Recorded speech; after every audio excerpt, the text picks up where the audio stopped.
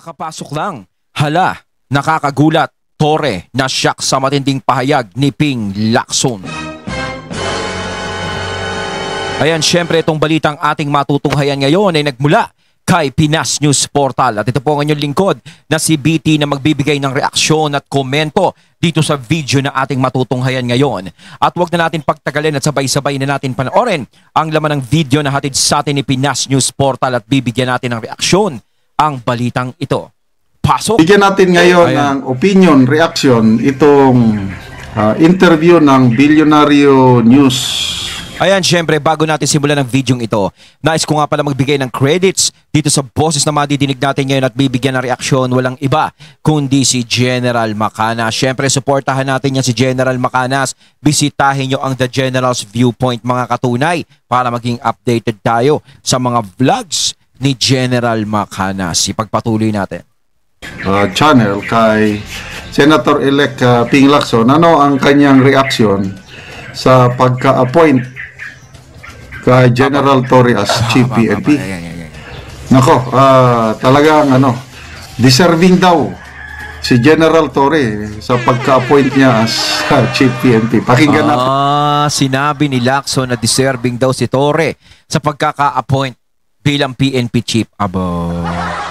Ang payag ni Senator Drilon na hindi nakaka-deliver sa kanilang naatakasang tungkulin. Ano po ang inyong masasabi sa choice ng Pangulo para sa bagong PNP Chief?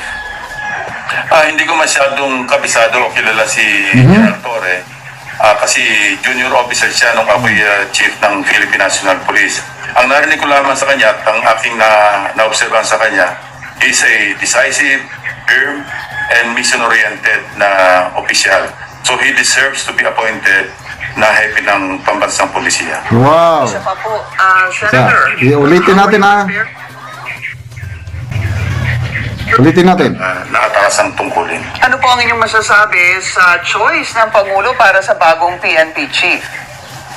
Hindi ko masyadong kabisado o kilala si General Torre kasi junior officer siya nung ako'y chief ng Philippine National Police. Ang narinig ko lamang sa kanya at ang aking na-observan sa kanya is a decisive, firm, and mission-oriented na opisyal. So he deserves to be appointed na hepe ng pambansang polisiya. Ayan, sinasabi ni Senator Ping Lacson na si General Torre ay deserve niya ang pagiging PNP Chief. Siyempre. Oy, sabi niya. Kumbaga, sumusunod lang siya sa kung anong iutos sa kanya. Ganito. He deserves talaga. Kasi nga, siyempre, kung anong iutos sa kanya, talagang ginagampanan niya naman, sinusunod niya naman. Diba? Kumbaga, siyempre, hulihin mo si ganito, dalhin mo si ganito. Ginagawa niya naman. He deserves. Kumbaga, he deserve what he get. Para mga... Oh, yeah. Okay. Hey! Isa pa po, Senator. Hindi niya masyadong kilala si General Torre kasi kung naging Chief PNP siya, nasa lower rank pa itong si General Torre. So, hindi niya masyado talaga, sinasabi niya dito, hindi niya masyado talagang kilala si General Torre. So, syempre, kapag hindi mo kilala, talagang hindi mo nasusubaybayan kung ano ang mga nangyari ng mga nakakaraan. Hindi talagang ganun ang masasabi mo, no? Kung baga, kung pagbabasihan mo lang na yung mga ginawa niya, yung mga ganito, ganyan, kung mababalitaan mo, ganyan, siguro masasabi mong he deserves. Pero siguro kung nasubaybayan mo, isa ka sa mga sumubaybay noong mga panahon ng kainitan nila. Diba? Ito, ng mga nagdaan. Ewan ko kung makakapagsalita kayo ng ganyan, pero ewan ko, di ba?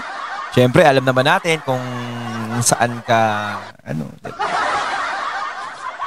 Kaya medyo pabor ng konti. Ay, no.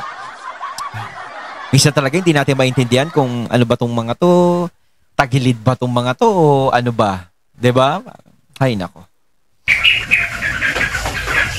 Kaya lang, ang basihan niya, yung naririnig lang niya. Yun, yung mga feedback tungkol kay General Torre. Kumbaga, hindi niya nasubaybayan kung ano talaga ang mga nangyari ng mga nakakaraan. Kasi yun talaga ang importante. Yun ang dapat mong pagbasihan bago ka magsalita. 'Diba? So, kung yun talaga ang tingin niya na he deserves, edi he deserves. 'Diba? Tsaka, yun nga sinasabi ko kanina, syempre, sinunod mo naman lahat ng inutos sa'yo, na mission accomplished mo naman. 'Diba? Napahuli si Tatay Digong, na wala namang ibang ginawa kundi paglingkuran ng mga Pilipino.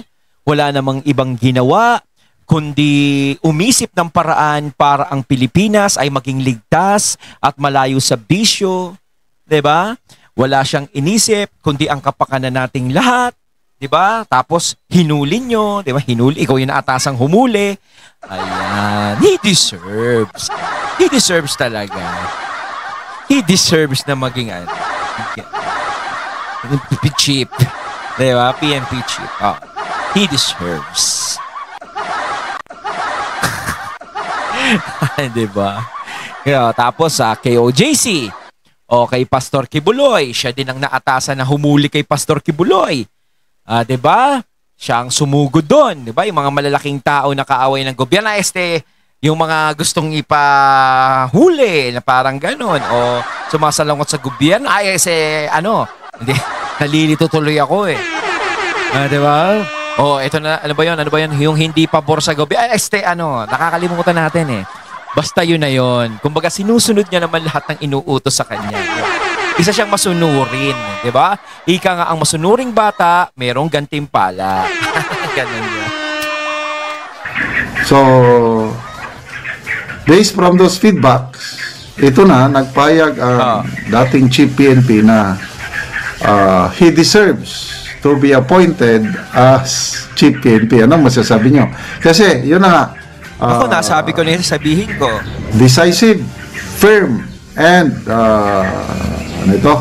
mission-oriented. So, ito lang din ang aking opinion o reaction is nung na-assign siya sa Samar, yung nadeklara siya na persona non grata. Yun ba yung pagiging decisive, firm, mission-oriented? I don't know kung sa history ng mga nagiging Chief PNP, kung sino-sino sa kanila ang na-declare na persona non grata sa isang lugar. Wala akong alam. Basta, ito lang, it's a fact. May, nabasa ko nga, nakita ko yung resolution ng LGU declaring Colonel Torre Panon as persona non grata. Yun. Na ganun pala siya, persona non grata. Siguro nga, basing from yung performance ni General Torre sa KOJC SEADS at saka itong pag-aresto kay PRRD, yes, we can say, don't get me wrong, yung kanyang actuation lang, talagang decisive siya. Wala siyang kinakatakutan. May yagba, may balls. No. Meron siyang guts to... Pinakita niya naman syempre. Pinakita niya naman kung gaano siya katapang. Kung gaano niya katapang sinugod ang Davao, kung gaano niya katapang na sinugod ang KOJC, kung ganong katapang niyang hinarap si PRRD, syempre talagang magiging matapang ka naman. Alam mo naman kung sino yung mga nasa likod mo. Diba? Kung meron kang backer, diba? Kapag meron kang backer, talagang as in 100% matapang ka. Na tipong, sige, gawin mo yan. Gawin mo yan. O, hulihin mo yan. O, anuhin mo yan. O, basta sagot kita. Walang problema. Syempre, kung walang backer yan, hindi niya naman gagawin yan. Kung alam niyang walang sasagot pag nagkaroon ng alanganin. Di ba? Pag nalagay sa alanganin. Kaya ginawa niya naman, kaya sinasabi ko nga, is ginawa niya naman talaga yung mga utos sa kanya. Basta nasa likod lang kayo ha, hindi kayo aalis dyan sa likod ko. Di ba? Ganun naman yan kahit naman sino. Basta pag may nasa likod, ikaw ang bahala sa akin ha. O, gagawin ko yan, yung gusto niyong mangyari. Basta pag nagkapit-pitan, sagot niyo ako, parang ganun. Pero pag siya lang, siyempre, mag-iisip niya si PRRD. Huhulihin mo, dadalhin mo sa ng desisyon mo lang. Mahirap yan. Diba? Kahit sabihin niya na desisyon niya lang, mahirap yun. Hindi naman kasi gagalaw yan Hindi naman gagalaw ang isang laruan kung walang naglalagay ng baterya dyan. Siyempre, yung may naglalagay ng baterya dyan para gumalaw ang mga laruan. Kung gagalaw yun, edi may multo doon. Di ba? Implement what has been ordered to him.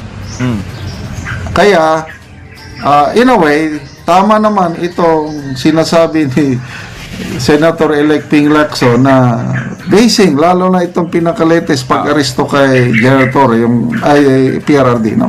Kakalad ka rin ko yan. Tapang, no? Ay, sana nga.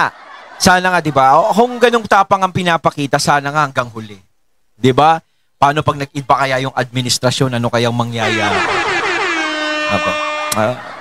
Kumbaga, deserve niya yung nakuha niya. Deserve sa tingin ng mga kasama niya mismo. Pero sa taong bayan talaga, syempre maraming tao ang tataas ang kilay sa ganyan. Dahil alam niya naman kung ano ang sasagot ng mga tao kapag nagtanong sa kanila, sa mga tao na deserve niya ba yung makuha? 'Di ba? Syempre marami talaga siyang negative na maririnig. Although sinabi niya doon sa isang interview na marami siyang tagahanga kahit papaano. O sige, yun na. Syempre hindi naman mawawala yun eh. Kahit naman gaano kang may mali kang nagagawa, is nagkakaroon ka pa rin ng tagahanga. 'Di ba? Pero sana is tama talaga yung ginagawa mo. 'Di ba? Yun naman talaga eh. No, kung iniisip mong tama yung ginawa mo, sana sa hanggang huli mapanindigan mong tama yung ginagawa mo. 'Di ba? I'm in charge here. O yun. Hindi niya pinapasok si VP Sara. Ano pa? May mga nilabag na batas na as yung Senate hearing, yung pagko-question ni Senator Alan Cayetano, may mga nalabag na batas. Yun, decisive siya. Firm. Mission-oriented. Ano yung mission-oriented? Ang utos sa kanya is arestuhin si PRRD at dalhin siya sa ipasakay sa aeroplano. So, ginawa niya naman. Mission accomplished nga. Mission accomplished. So, nang dahil doon, yun. He deserves to be chief PNP. Kaya nga sinasabi natin kanina, no, ang batang masunurin ay mayroong gantimpala. Diba? Ganyan yan. Siyempre, ikaw masunurin ka, tapos hindi ka bibigyan ng gantimpala kahit papaano. Hindi naman maganda yun. Diba? Sunod ka ng sunod, tapos wala ka namang gantimpala. Although, sige, kahit hindi ka nang hihingi ng kapalit. Pero siyempre, di ba? Kumbaga ganyan, parang ganyan yung nangyari sa kanya dahil sa mga ginawa niya. Yung mga na-mission na accomplish niya. Di ba? Bahala na kayo. Yun ang sabi ni Senator-elect Ping Lacson. Wala tayong magagawa. Kaya lang, ano naman ang epekto, i-relate natin ito sa reconciliation na sinasabi ng Pangulo, handa siyang makipag-reconcile sa mga Duterte. Yung sa reconcile kasi yung sinasabi na ang Pangulo ay handang makipag-reconcile sa mga Duterte, medyo parang napakalabo pang mangyari yun sa ngayon. 'Di ba? Kasi nga napakalaki na ng gawak eh. Sana kung dati pa, yung nagsisimula pa lang yung, kumbaga, maliit pa lang yung apoy, kaso sobrang laki na ng apoy eh. Kumbaga, tupok na yung isang kalsada eh. Hindi na isang bahay eh. 'Di ba? Ang hirap ng kumpunihin yun. Ang hirap ng lusutan yun. 'Di ba? Sana nung dati pa. Pero kung ngayon hihingi ng reconciliation, malabo talaga. Kasi marami na talagang sakit na nagawa yung nangyari ngayon. Lalong-lalo na sa mga Duterte. 'Di ba? Yung pagkakadala lang kay PRRD, napakalaking sugat na yun. Kaya yung reconciliation na yun, medyo malabo. No, kung sakasakali, syempre, very good. Kung gusto ng Pangulo na magkaroon ng reconciliation, ayusin ang problema na magkabilang panig para wala ng away, pero mahirap talagang tanggapin muna sa ngayon nun ng mga Duterte. Siguro mababago yan once na yung mga mali na nagawa is itama. Alam naman siguro nila kung ano yung itatama nila. No? Ito ngayon pagka-appoint kay General Torre, yung the man behind the arrest of PRRD, ano ang epekto nito sa damdamin o yung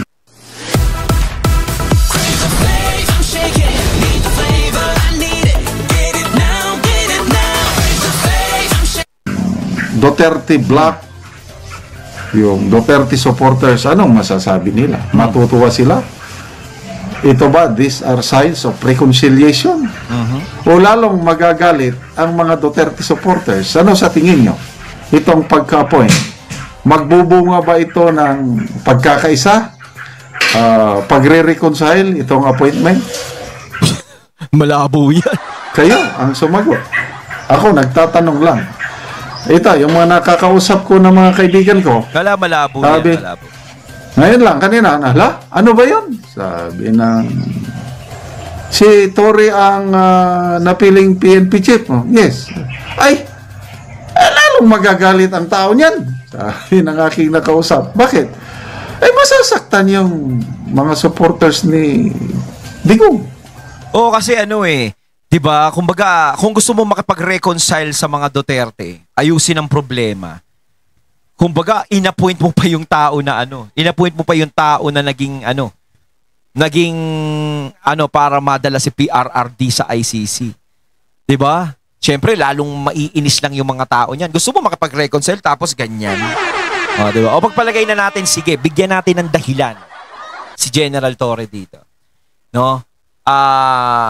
Sabihin niyang hindi ko naman ginusto yun. Kumbaga parang parang inutos lang naman sa akin yung sinunod ko lang. O, sige. Okay, pero kahit pa paano, ganun pa rin yun. No, na kahit na sabihin mong humingi ka ng reconciliation, tapos ganyan pa rin yun nangyayari na, ina-appoint ko yung mga tao na naging instrumento para si PRRD, mahuli, madala.